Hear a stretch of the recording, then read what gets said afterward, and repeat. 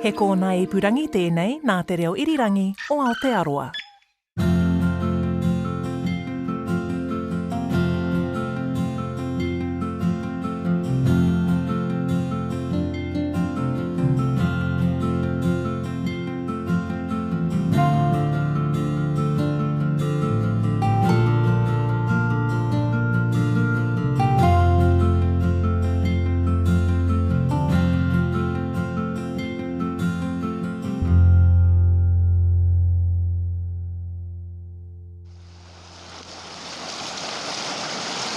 Just crossing.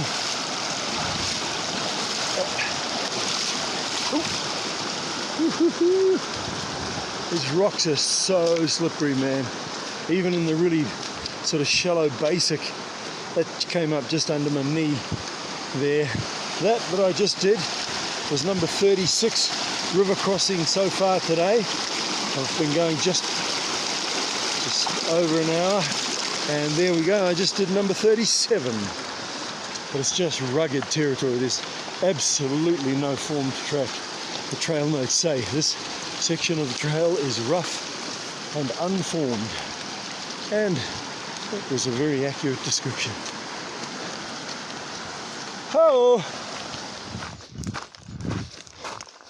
Okay, folks, wake up. Quiz time. You awake down and back? Don't make me throw this hiking pole at you. Right, what's this sound?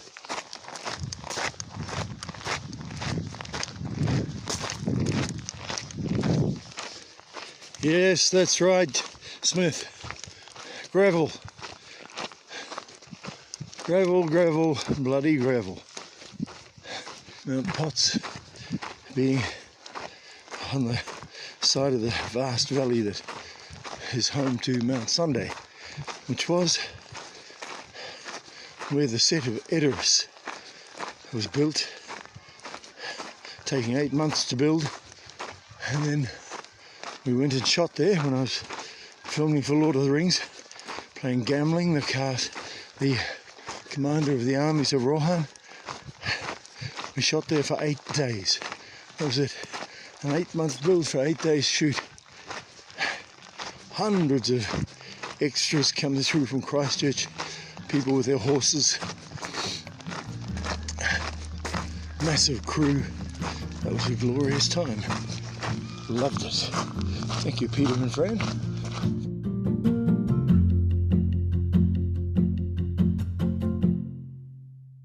Sitting in the hut, spread out. This is, Abby, what's the name of this hut?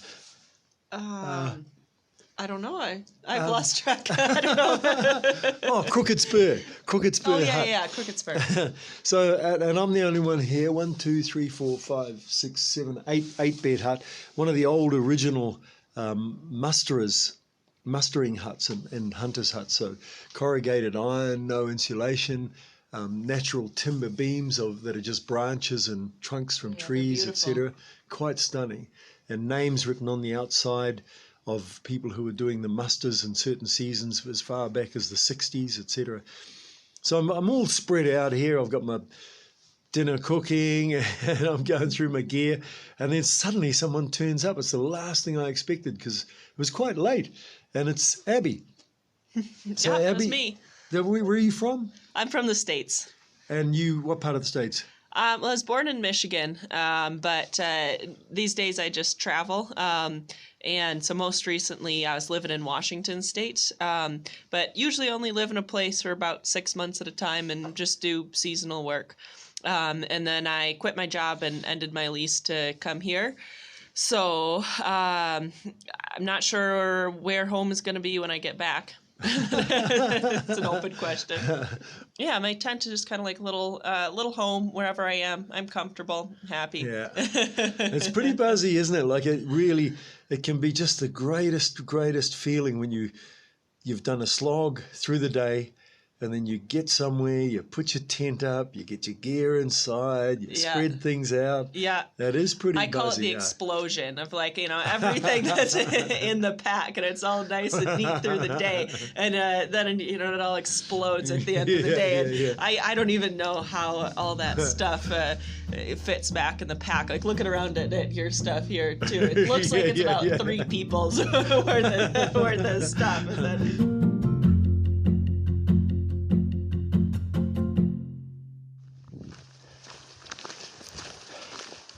always a bit of a mixed range of emotions and feelings. Just starting in to the bush stream trail, so it's quite late, just after 1 o'clock. But here we go. She's blowing a gale out here actually, up the Crooked Spur Hut. I'll see you there. Can you start the fire if you get there ahead of me? Cheers. Woo! Ooh, beautiful echo. Far out. Oh man, I was not expecting to see this hut. Crooked Spur Hut. Beautiful hut. I love you, hut. I'm going to kiss this hut. Here's me kissing the hut. Whoa. Just on one of the wooden old bits of wood framing the front of the hut, EH 1959. I was 4 years old. Whoa, the history is written on the outside. Margaret Moses, Bruce Harrison, worked here 1941. Too old to climb the heights now. And they've written that in 8th of the 9th Feb, 8th to the 8th and the 9th of Feb, 1991. Good Lord. Oh, here we go. Wednesday the 6th of January, 1st, 93. Heading for Stone Hut. R Prouting, M Prouting, G Prouting, A Prouting, C Prouting, G Dustin, S Dustin, C Dustin, L Dustin, H Dustin. Wicked.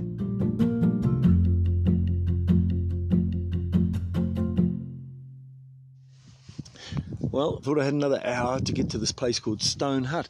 I get to the bridge, the track leading down to Stone Hut, and then as I get closer to Stone Hut, I see someone casually sitting out the back, doing, well, what were you doing? The crossword puzzle. She's doing a crossword puzzle. Annabelle and Hillary. So, a couple of Kiwis, section walking. Yeah. Now, you give us where you're from again? I'm Hillary and I'm from Napier. And Annabelle? From the Wairarapa. We've tramped a lot. We've done most of the great walks, and I do quite a lot of tramping in the car weekers. I've done a little bit of Kiwi recovery. Lansar, you better mention that. Yeah, Lansar, Lansar. Yeah. Okay. I'm part of Hawke's Bay Lansar. Right. So what's your preference, hut or tent? Oh, we've had some lovely campsites in our tent, haven't we? We have, and to save weight, we have a one-person tent that the two of us go into. Oh, I don't know if I should be revealing this. And then we have a really good fly. So we put all our gear out, and then we squish into the tent. We top and tail. We do and good on warmth. Yeah. Keeps joint weight, keeps the tent down in a big wind. There. That's pretty good. And we don't have any other stuff in there, so we only have to go in there for the last little bit to sleep. We have to take it in turns to sit up. Aye. All right, well, thank you very much, Hillary and Annabelle. You're welcome. And all the best for the next section. So cool to meet you too, Bruce, because I've been listening to your podcast, and wondering where you were on the trail and not expecting to meet you down here. Well, a friend of mine, Pete Lawson, he reckoned it was turning into more of a medical bloody journal than a podcast. So you're right, it was a podcast.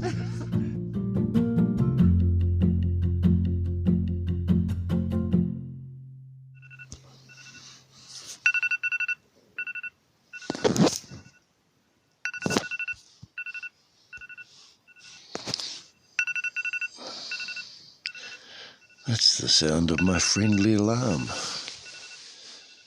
telling me, get up, Bruce, You've got the highest point in Te Aroa to climb today. I'm looking outside. Oh, it's a beautiful day. Yay. Cool. Looks like I think it's a clear day. The weather's going to pack in tomorrow, so I'll be out of the tops by then. But, man, it's freezing.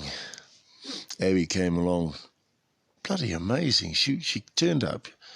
She was in sandals. She said, she loves those for river crossings. It's freezing. She set up her tent, and then she said, I might just go for a little jog. She went for a little run up along the plains here, and then came back. And she said, there's icicles are forming on my tent. So I am in 2 pair of socks. I've got my merino long john tights on. I have 2 tops on, a merino hiking top and my sort of hut top that I wear, and it has a hood on it. So I had the hood on. I have my neck gaiter on, and in my sleeping bag I had it zipped up with the hood component over so that only my face was showing. And there were a few times during the night where I was awake, and boy, it was cold. Got another 5 weeks to go. Oh, yes.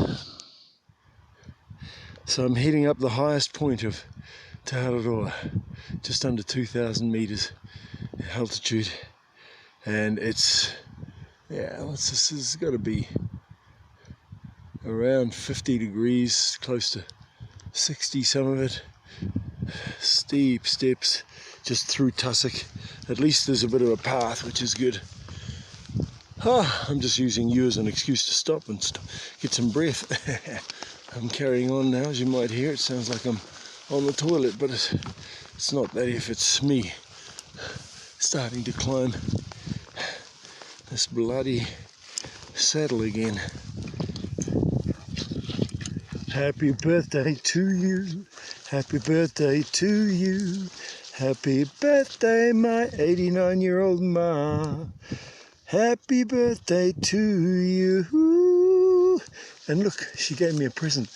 I just did stag saddle in the most astounding ridge walk with the wind howling, nearly knocking me sideways, but stunning views of the Southern Alps, Lake Tekapo, all the mountain ranges behind.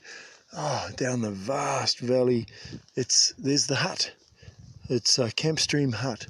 And I got told by 2 people she's a hard case one. Apparently the chimney out on the outside is almost dislodged from the hut. And I come upon Camp Stream hut, and there's a massive pile of firewood piled up against the hut. Oh, thank you for the birthday present, Mum.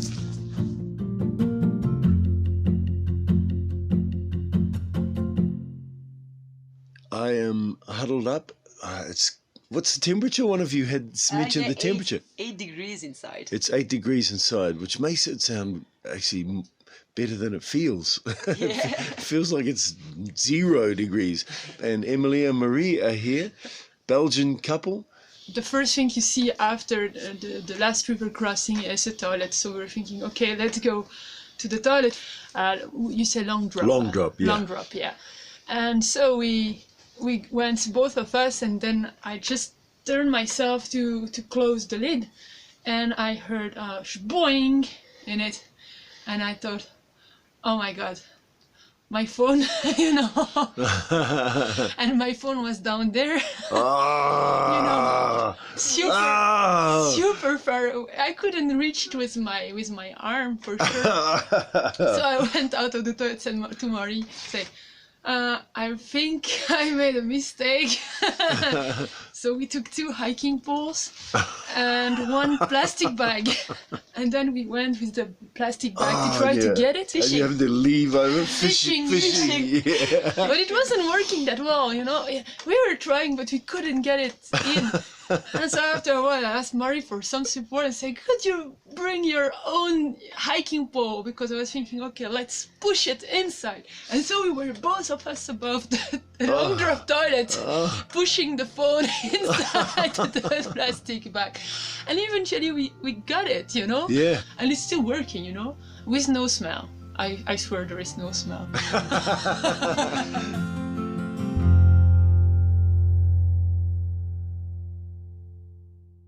The Long Way Home is produced by Bruce Hopkins and Justin Gregory. The executive producer is Tim Watkin. The engineer is Jeremy Ansell. Subscribe to every episode of The Long Way Home podcast at Apple Podcasts, Radio Public, Spotify, or at radionz.co.nz/series. And while you're there, please rate us. That way more people get to hear about these stories. If you go to the Long Way Home webpage at rnz.co.nz, you'll find an interactive map that follows Bruce as he walks to Aotearoa. Bruce is also on Twitter at BruceHop, so get in touch if you've got tips, questions, or can help him out along the way. You can also email him at thelongwayhome@radionz.co.nz. So until next time, this is The Long Way Home. Whenua, whakapapa, whānau. Follow us.